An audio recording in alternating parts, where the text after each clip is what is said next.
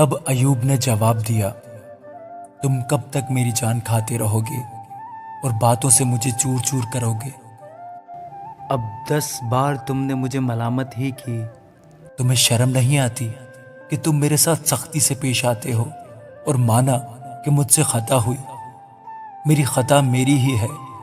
اگر تم میرے مقابلہ میں اپنی بڑائی کرتے ہو اور میرے ننگ کو میرے خلاف پیش کرتے ہو تو جان لو کہ خدا نے مجھے پست کیا اور اپنے جال سے مجھے گھیر لیا ہے۔ دیکھو، میں ظلم ظلم پکارتا ہوں پر میری سنی نہیں جاتی، میں مدد کے لیے دہائی دیتا ہوں پر انصاف نہیں ہوتا۔ اس نے میرا راستہ ایسے مسدور کر دیا ہے کہ میں گزر نہیں سکتا۔ اس نے میری راہوں پر تاریکی کو بٹھا دیا ہے۔ اس نے میری حشمت مجھ سے چھین لی اور میرے سر پر سے تاج اتار لیا۔ اس نے مجھے ہر طرف سے توڑ کر نیچے گرا دیا، بس میں تو ہو لیا اور میری امید کو اس نے پیڑ کی طرح اکھاڑ ڈالا ہے۔ اس نے اپنے غضب کو بھی میرے خلاف بھڑکایا ہے اور وہ مجھے اپنے مخالفوں میں شمار کرتا ہے۔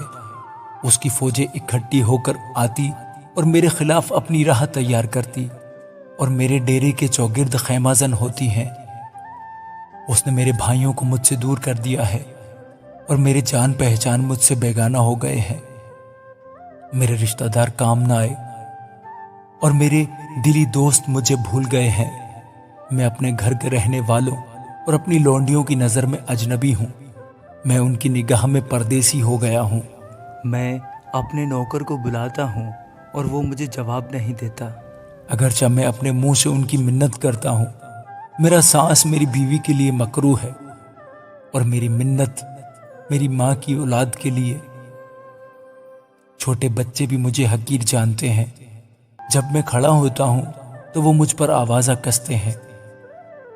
میرے سب ہم راز دوست مجھ سے نفرت کرتے ہیں اور جن سے میں محبت کرتا تھا وہ میرے خلاف ہو گئے ہیں۔ میری کھال اور میرا گوشت میری ہڈیوں سے چمٹ گئے ہیں اور میں بال بال بچ نکلا ہوں۔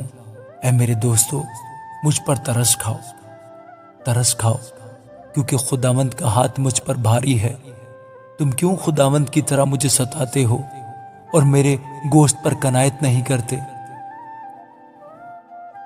کاش کہ میری باتیں اب لکھ لی جاتی، کاش کہ وہ کسی کتاب میں قلم بند ہوتی، کاش کہ وہ لوہے کی قلم اور شیشے سے ہمیشہ کے لیے چٹان پر کنندہ کی جاتی۔ لیکن میں جانتا ہوں کہ میرا مخلصی دینے والا زندہ ہے اور آخرکار وہ زمین پر کھڑا ہوگا اور اپنی کھال کے اس طرح برباد ہو جانے کے بعد بھی میں اپنے اس جسم میں سے خدا کو دیکھوں گا جسے میں خود دیکھوں گا، اور میری ہی آنکھیں دیکھیں گی نہ کہ بیگانہ کی۔ میرے گردے میرے اندر فنا ہو گئے ہیں۔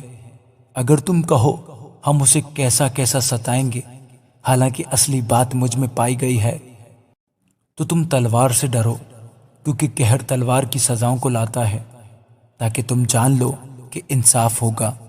آمین۔